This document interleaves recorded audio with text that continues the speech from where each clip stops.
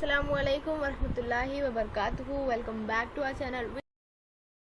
अजीज़ तलबा और तालिबात, इस वीडियो में हम 2022 का मराठी का क्वेश्चन पेपर सॉल्व करेंगे। 40 मार्क्स के लिए होता है, 2 घंटे का। चलिए शुरू करते हैं। उत्तराच्या आधारे सूचनेनुसार कृती करा। कौन ते सांगा। कौन यहाँ पे लिखना है आपको। पहले पैसेज पढ़ देंगे। लहान मूल एका खेळण्यात फार काळ रमत नाही, त्याला नवीनाची ओढ असते. छोटे बच्चे एक ही खेळ पर नहीं टिकते, उन्हें हर बार एक नई चीज़ चाहिए होती है. त्याच्या दृष्टीने नवेपणाला समोर जाण्याचे तेज असते. उनके अंदर शिद्दत होती है हर चीज़ को, नई चीज़ करने को. आपण वाढत्या वयाबरोबर हा तजेला हरवून बसतो आणि एकेका गोष्टीची जखडून पडतो. नोकरीतील बदलीही आपण टाळतो. बदलीच्या जाणे तिथला निसर्ग, माणसे, नहाळ, परदेशाशी एक रूप होण्यातला आनंद घेणे, त्याला आपल्या लेखी काही महत्त्व नसते. आपल्या बदलायचे नसते म्हणून आपण बदली टाळतो. बदला कंडे पाहण्याची दृष्टी बदलाच्या पासूनच आपण बदलांना स्वीकारांचा अभ्यास सुरू करू. डाव उजवे जरूर तपासा, पण बदलालाच नाही अशी एकांगी भूमिका घेऊ नका. नव्याचे स्वागत करायचा संदेश वसंत गमनाबरोबर आपण स्वीकार का. इस पैराग्राफ में ये बताया गया है कि छोटे बच्चे एक ही चीज़ से हमेशा नहीं खेलते, उन्हें बदलाव चाहिए होता है और नई चीज़ को वो अपनाते हैं और नई चीज़ खेलने की कोशिश करते हैं. जबकि हम बड़े लोग बदलाव का आसानी से कबूल नहीं करते और ना ही हमें मतलब डर रहता है उस चीज़ का बदलने को. हम स्वीकार नहीं करते, कबूल नहीं करते. अब इस पर सवाल है पहला, एका खेळण्यात फार काळ ना रमणारे. कौन, तो यहाँ पर आएगा लहान मुले. नोकरातील बदलीही टाळणारे, यहाँ पर हम लिख सकते हैं आम्ही या बड़े लोग. अगला क्वेश्चन है तजेला. हे उत्तर येईल असा प्रश्न तैयार करा. यानी तजेला यानी ताज़ा. ये किस ऐसा सवाल बनाइए कि जिसका जवाब ये आए, तजेला. आपको जवाब ऐसे लिखना है, सवाल बनाना है आपको जवाब में, तो जिसका जवाब आए तजेला. तो इसका सवाल इस तरह बनेगा कि आपण वाढत्या वयाबरोबर काय हरवून बसतो, यानी हमने क्या खो दिया है. अगला सवाल देखिए, माणूस बदल स्वीकारण्यास तयार नसतो. हे विधान आपल्या अनुभवाच्या आधारे पटवून द्या. यानी कि आदमी या इंसान बदलाव का आसानी से कबूल नहीं करता, उसके लिए तैयार नहीं रहता तब्दीली के लिए. इस ख्याल को आपको अपने अनुभव के यानी कि अपने एक्सपीरियंस के हिसाब से लिखना है. अब देखिए, आप 10वीं जमात के तलबा है तो आपको अपने एक्सपीरियंस के, अपने तजुर्बे के हिसाब से जवाब लिखना है. गेल्या वर्षीची गोट यानी पिछले साल की बात है. 9वीचे निकाल लागण्यापूर्वी एका दिवशी वर्गात नोटीस आली. यानी 9वीं जमात के निकाल के बाद यानी रिजल्ट के बाद एक दिन हमारे रूम में क्या आई, हमारे क्लासरूम में नोटीस आई.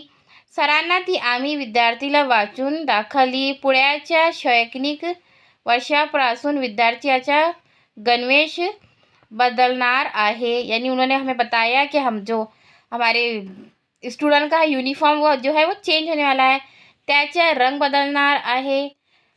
हे ऐकून सगळा वर्ग नाराज झाला. यानी सबका रंग बदल जाएगा हमारे यूनिफॉर्म का, ये सोचकर सब नाराज़ हो गए. सब बच्चे, शांतता पसरली, सब खामोश हो गए. मग हळूहळू कुजबुज शुरू झाली. फिर कुछ थोड़ी बहुत आवाज़ें आने लगी, यानी बातें लोग आपस में बच्चे करने लगे. कशाला बदलाच्या, क्यों बदलना आहे, तो किती सुंदर आहे. यही तो मतलब क्या वो अच्छा है, सुंदर है. नवीन कसा असेल, अब हमारा पुराना यूनिफॉर्म तो कितना अच्छा है, नया यूनिफॉर्म पता नहीं कैसा होगा. एकाएकी काय झाले, ऐसा क्या हो गया, वगैरह वगैरह. हळूहळू मित्र मैत्रीण आपणास बोलू लागले. यानी दोस्त आपस में बात करने लगी. कुणीही या अचानक बदलायला तैयार न होते. कोई भी बच्चा अचानक यूनिफॉर्म बदलने के लिए तैयार नहीं था. मलाही जरा अस्वस्थ वाटू लागले. यानी मुझे भी बहुत अजीब लगा. त्याच्या दिवशी रातभर मी विचार करीत राहिलो. मैंने रातभर सोचा. नंतर नवीन गणवेश कसा असेल, नया ड्रेस कैसा होगा, याची उत्सुकता लागली. इसी की मुझे फिक्र लग गई. विचार करताना माझ्या लक्षात आले की यानी कि सोचते सोचते मेरे समझ में आया कि माणूस बदल स्वीकारलेला सहजासहजी तैयार न होते, हेच खरे. यानी कि इंसान इतने आसानी से बदलाव को कबूल नहीं करता. ये बात मेरे उस दिन समझ में आई. अगर आपने मानी खेज और अच्छी मराठी में जवाब लिखा तो पूरे 3 नंबर मिल सकते हैं। अगला देखिए, हिदायत के मुताबिक सरगर्मी मुकम्मल करनी है। आकृति पूर्ण करा यानी खाका लिखना है बराबर। पहले हम इसको पढ़ लेंगे पैराग्राफ को। अजीज़ तलबा, हम बता देते हैं कि ये हमारा सब्जेक्ट नहीं है, इसलिए अगर हमसे कुछ गलतियाँ हो जाए, भूल चूक हो जाए तो उसके लिए पहले ही माजरत की दरख्वास्त। पशु पक्षी ही आपली राष्ट्रीय संपत्ती आहे, यानी चरीन परीन हमारी जो है कौमी राष्ट्रीय यानी कौमी संपत्ती दौलत आहे. तिच्या रक्षाकडे जनतेचे लक्ष वेधावे. या सूचनाप्रमाणे सरकारने वन्य पशु रक्षण करण्यासाठी नेमलेल्या समिति या प्रश्नाचा विचार केला, यानी लोगों को भी उनके बारे में पता चले या लोग भी उसके बारे में सोचे. इसके लिए सरकार ने क्या किया, एक पशु रक्षण करण्यासाठी नेमलेली समिति या प्रश्नाचा विचार केला. प्रत्येक राज्याचे अभिप्राय मागवले, यानी सभी राज्य के यानी सभी रियासतों के अभिप्राय मागे. वृत्तपत्रातून अभिप्राय मागवण्यात आले आणि अशी रीतीने अनेक पक्षाचे नावे राज्यपदासाठी सरकारकडे पाठवण्यात आली. त्याचे गरुड, हंस, महात, सारंग ई पक्षाची ही नावे होती. अनेक पक्षाच्या नावातून एक नाव निवडण्यासाठी अनेक कसोट्या लावण्यात आल्या. या कसोट्यात मोर उत्तीर्ण झाला आणि राष्ट्रीय पक्षी म्हणून त्याची निवड करण्यात आली. यानी मोर को क्या किया गया, सारी कसोटियों पर कौन खरा उतरा, मोर, और इसलिए मोर को कौमी परिंदा घोषित कर दिया गया. या कसोटियां लावताना ऐतिहासिक प्रणाली, काव्याची पार्श्वभूमी, लोकांची आवड इत्यादी कारण बरोबरच रंग, शारीरिक सौष्ठव, कलात्मकता, कंस्ट्रवर या पक्षी वैशिष्ट्यशाही विचार करण्यात आला. यानी उसकी बनावट, उसका रंग, उसकी आवाज़, ये सब चीज़ों की को देखकर ही एक परिंदे को चुना गया और जिसमें मोर खरा उतरा. मोर को क्या घोषित किया गया, कौमी परिंदा. अब आपको देखिए पहले ये खाका भरना है. राज्यपदासाठी सरकाराकडे पाठवण्यात आलेल्या पक्षाचे नाव, कौन कौन से पक्षी के नाव थे अभी हमने पढ़ा है. आपको इसको हल करना है इस खाके को. तो राज्यपेद्यासाठी सरकाराकडे पाठवण्यात आलेल्या पक्षाचे नावे. अब यहाँ पर आपको 4 पक्षियों के नाम लिखना है. यहाँ 3 तो दिए हुए अपने, गरुड़, हंस, महासारंग और एक मोर. मोर लिख देंगे, 4 हो जाते हैं. उसके बाद अगला देखिए, खालील विधाने चूक की बरोबर ते लिहा, यानी सही है या गलत लिखिए. पशु पक्षी ही आपली राष्ट्रीय संपत्ती नाही, ये चुकीचा है यानी ये गलत है. मोर हा आपला राष्ट्रीय पक्षी आहे, ये बरोबर आहे यानी सही है. कसोट्यात विचार करण्यात आलेली पक्षी वैशिष्ट्ये, यानी कौन कौन सी कसोटियाँ थी वो जिसके यानी कौन कौन सी कसोटियाँ थी वो जिस पर मोर को चुना गया. तो देखिए, पहला रंग, शरीर सौष्ठव, कलात्मकता और कंठ स्वर, यानी उसका आवाज़, उसका रंग, उसकी शरीर की बनावट, ये 4 आपको लिख देना है. यहाँ पर ये मुकम्मल हो जाएगा. विभाग 2, पुढील कवितेच्या आधारे दिलेल्या सूचनेनुसार कृती करा. पुढील देखिए कविता दी गई है, अब इस पर सवालात हल करने हैं. ये फन्नस को क्या होते हैं, कांटे होते हैं. और नारियल कैसा होता है, सख्त होता है, कठिन होता है. दूसरे का जवाब देखिए, सरळ अर्थ, जो हमको लघवी मानी लिखना है. साधूचे मन कसे असते, कैसा होना चाहिए, एक संत का मन कैसा रहता है. सांगताना संत कवी शेख मोहम्मद म्हणतात की केतकीच्या झाडाला, यानी केतकी का झाड की तरह सगळीकडे काटे असतात, यानी काटेदार होता है, पण आत्मार्थ सुगंधी केवड़ा जन्माला येतो और खुशबू भी देता है, यानी सख्त भी और नरम भी. इसी तरह से जैसे हमें फन्नस से भी बताया गया कि फन्नस को क्या होते हैं, अनानास को क्या होते हैं, बाहर से कांटेदार होता है लेकिन अंदर से कैसा होता है, मज़ेदार. उसी तरह नारियल बाहर से सख्त होता है और अंदर से मज़ेदार होता है, अच्छा होता है. उसी तरह से एक साधु का मन भी कैसे होता है, बाहर से वो भले ही बाहर से सख्त नज़र आता है और अंदर से नरम. दूसरे का आ देखिए, पुढील कवितेच्या आधारे दिलेल्या सूचनानुसार कृती करा, चौकटी पूर्ण करा. कवीने वर्णन केलेली उन्हाची वैशिष्ट्ये, यानी कवि ने यानी शायर ने गर्मी के मौसम की कौन सी 2 खुसूसियात बताई है वो लिखिए. पीवड़े यानी पीला है, पीला, और तापसुन यानी कि सुर्ख. आपने नज्म पढ़ी होंगी। अगला सवाल है, दिलेल्या पंक्तीचा सरळ अर्थ लिहा, यानी उसकी तशरीह वो करना है, खुलासा करना है। हिरवे हिरवेगार शेत हे सुंदर, साडीचे झोके घेते कसे, चहूकडे हिरवे गालीचे।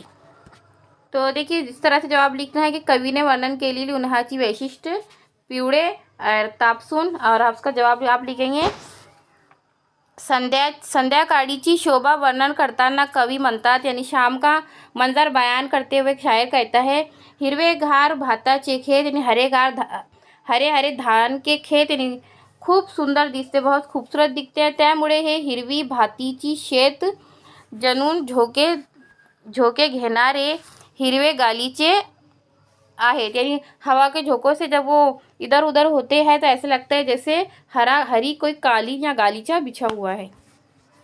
अब अगला देखिए, ग्रामर का हमारा पेज आ गया है। व्याकरण घटकावर आधारित कृती, सूचनेनुसार कृती सोडवा।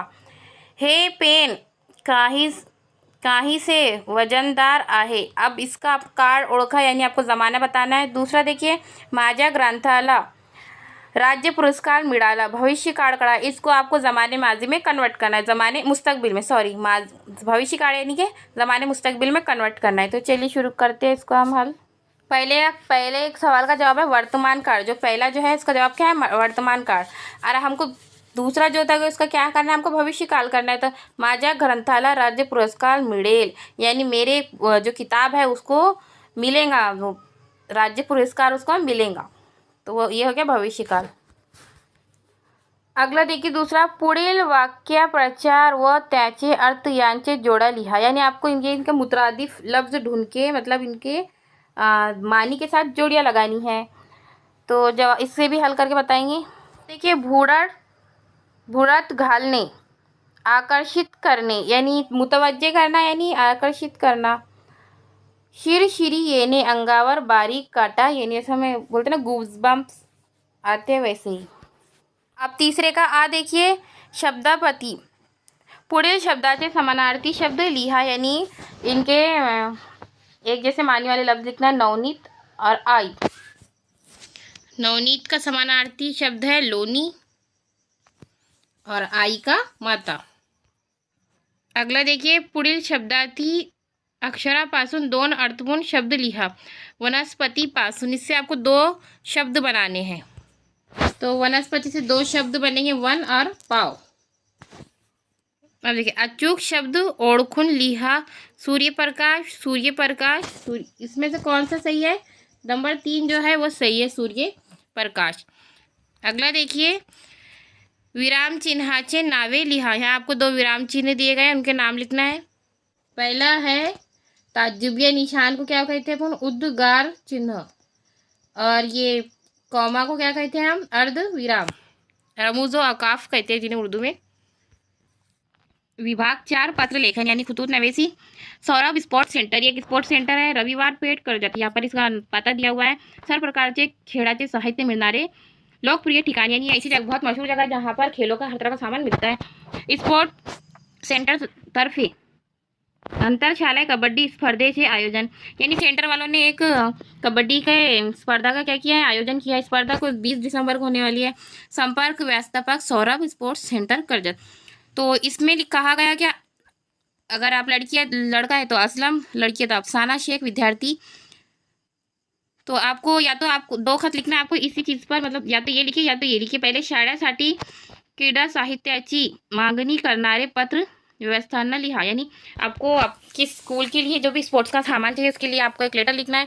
दूसरा लिख सकते हैं आप, तुमच्या शाळेचे कबड्डी संघ विजयी झाल्याबद्दल संघ नायकाला यानी कप्तान को अभिनंदन करनारे पत्र लिया, या तुम आपके स्कूल का जो कबड्डी के गेम में जीत गए हैं, आपका जो कैप्टन है आपके स्कूल का, उसका आपको मुबारकबाद देनी है खत लिखकर। दोनों पत्र लिखेंगे हम। पहला देखिए, दिनांक 5 दिसंबर 2022, प्रति व्यवस्थापक सौरभ स्पोर्ट्स सेंटर, रविवार पेठ कर्जत, ये और यहाँ पर जिसको जीमेल किया वो भी लिख लेंगे। विषय, शाळेसाठी क्रीडा साहित्याच्या मागणीबाबत, यानी आपको आपके स्कूल के लिए जो खेलों के जो भी सामान है उसके लिए आपने ये खत लेटर लिखा है। मराठी में लेटर लिखेंगे, जैसे कि हम मोहतरम लिखते हैं, उर्दू में लिखेंगे महोदय। आपल्या सेंटरतर्फे दिनांक 20 डिसेंबर रोजी आपण आंतरशालेय कबड्डी स्पर्धेचे आयोजन केलेले आहे.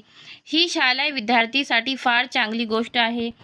यानी आपने जो इंतज़ाम किया है कबड्डी के गेम का, ये स्कूल के बच्चों के लिए बहुत अच्छी बात है.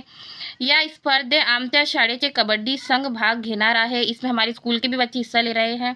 आमच्या शाळेत इतरही मैदानी खेळ खेळले जातात, त्यासाठी क्रीडा साहित्य आम्हाला आवश्यकता आहे. यानी हमारा जो भी गेम खेल जाते हैं उसके लिए हमें कुछ सामान की ज़रूरत है. कृपया हे साहित्य त्वरित पाठवण्याची व्यवस्था आपण करावी ही विनंती. यानी आपके हमें जल्द से जल्द ये सामान हमें प्रोवाइड कराएं आप. इस ऐसे हम आपसे रिक्वेस्ट करते हैं, गुजारिश करते हैं. उसकी आपको लिस्ट बना देनी है. खेळाचे साहित्य: cricket bat 4, cricket tendu 12, volleyball 2 चाहिए, फुटबॉल 2. दिल से आप लिखेंगे. कुभिलाषी अफसाना शेख यानी आपकी खाकसार विद्यार्थी प्रतिनिधि आदर्श विद्यालय, जो आपके स्कूल का नाम है, जो भी आपको लिखना है लिख सकते हैं. अगला लेटर जो आपको मुबारकबाद देनी है. अभिनंदन पत्र 22 दिसंबर 2022 प्रति संघनायक यानी कि आपके जो कैप्टन है कबड्डी संघ आदर्श विद्यालय करदत.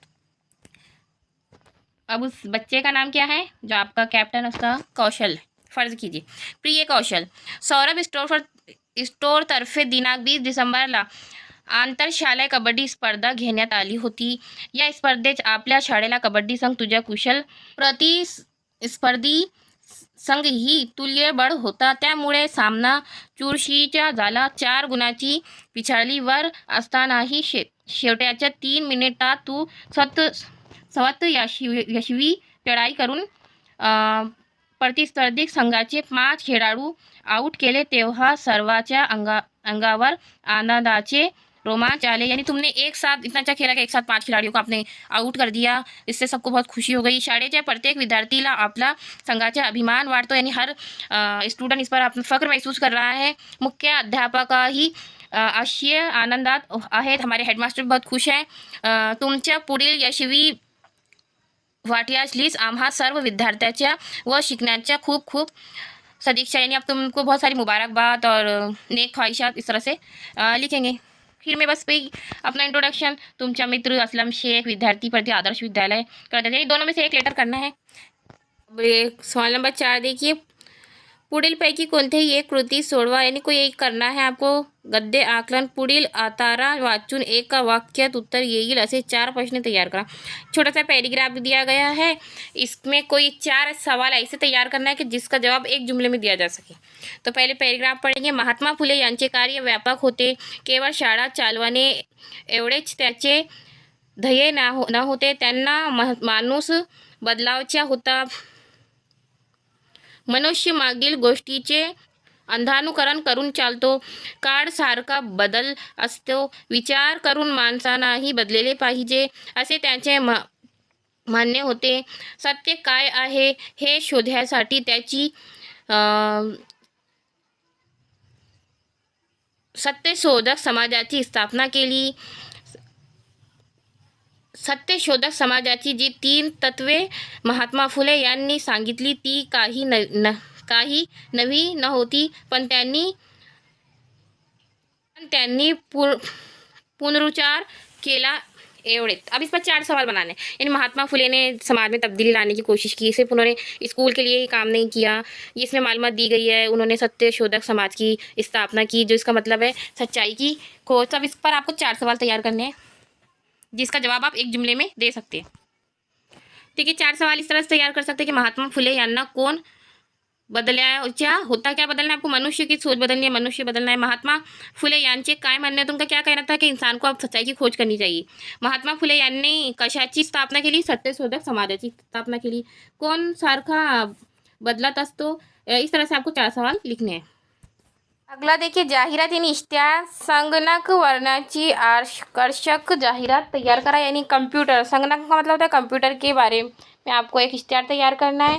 और तीसरा देखिए बातमी लेखन यानी खबरनविसी. पर्यावरण दिनामिती तुमच्या विद्यालयाला वृक्षारोपण कार्यक्रम साजरा झाला. या कार्यक्रमाची बातमी लिहा. यानी आपके स्कूल में इन्वायरमेंट डे पर एक प्रोग्राम हुआ जिसमें दरख्त लगाना शजरकारी का प्रोग्राम किया गया है, उस पर आपको एक खबर तैयार करना है। तो देखिए इश्तिहार इस तरह से बनाएंगे क्या, विद्यार्थ्यांना खुश खबर यानी मौका मौका लवकर करा जल्दी करा। विजय अकेडमी तरफे सुलभ संगणक वर्ग यानी कि आपको कंप्यूटर सिखाने की कालावधि 5 मई से 30 मई यानी 5 से 30 तारीख तक। माफक फ़ी यानी कि मुनासिब रकम, संपूर्ण शिक्षण सब कुछ सिखाएंगे, सुलभ मार्गदर्शन और सही रहनुमाई करेंगे। और संपर्क किससे करना है, श्री विजय सबनीस। और इस तरह से आप नाम लिख दीजिए, आपके जो भी आपके मन में आता है इस तरह से तैयार हो जाएगा। देखिए खबर नवेसी पर्यावरण संस्कृती शालेय विद्यार्थीचे वृक्षारोपण यानी कि ये हेडलाईन हो गई। पहिले दरवर्षी 5 जून हा दिवस जागतिक पर्यावरण दिन म्हणून साजरा केला जातो, यानी कि हर साल 5 जून को इंटरनेशनल इन्वायरमेंट डे मनाया जाता है। पर्यावरण संस्कृतीच्या संदर्भाशी जागरूकता निर्माण करण्यासाठी महात्मा गांधी चौकातील यशवंत विद्यालयाचे शालेय विद्यार्थीने आज आगळ्या वेगळ्यात वृक्षारोपण कार्यक्रम साजरा केला। यानी कि लोगों में जागरूकता पैदा करने के लिए वहाँ के जो विद्यार्थी स्टूडेंट ने शजरकारी का काम अंजाम दिया। सकाळी 7 वाजता शाळेच्या पटांगणात सर्व मुले गणवेश घालून उपस्थित होती यानी सुबह 7 बजे से सभी बच्चे स्कूल यूनिफॉर्म में वहाँ जमा हो गए। मुख्याध्यापकांनी मुलांसमोर भाषण केले। जगातील तापमानवाढ, वृक्षतोड व प्रदूषणे या समस्या माहिती त्यांनी मुलांना दिली। हमारे जो हेडमास्टर थे वहाँ के, उन्होंने क्या किया, एक तकरीर पेश की कि दुनिया में किस तरह से जंगल कटाई हो रही है और आलूदगी फैल रही है वगैरह वगैरह। त्यानंतर प्रत्येक 10 विद्यार्थ्यांचा गट करून त्याच्याकडे एक रोप दिले आणि शाळेला पटांगणाच्या कडेने आलेल्या दिवशी खोदलेल्या गेल्या खड्ड्यामध्ये प्रत्येक गटाने प्रत्येक एक रोप ठेवले। हर बच्चे के पास एक पौधा दिया गया और मैदान में, खेल के मैदान में एक दिन पहले ही उन्होंने उसमें गड्ढे करके रख दिए थे और सबने फिर उन गड्ढों में पौधे लगा दिए और सबने पौधों को पानी दिया। साधारण 15 मिनिटात पटांगणात कडेला रोपांची हिरवी फौज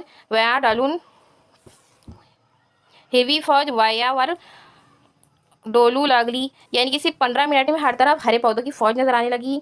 शेवटी राष्ट्रगीत होऊन हाँ अनोखा कार्यक्रम संपला और राष्ट्रगीत के साथ ये कार्यक्रम खत्म हुआ। अब कथा लेखन कहानी तैयार करना है, जैसे आप उर्दू के पेपर में करते हैं वैसे ही है। मुद्दे यानी कि जो आपको नुकात दिए गए।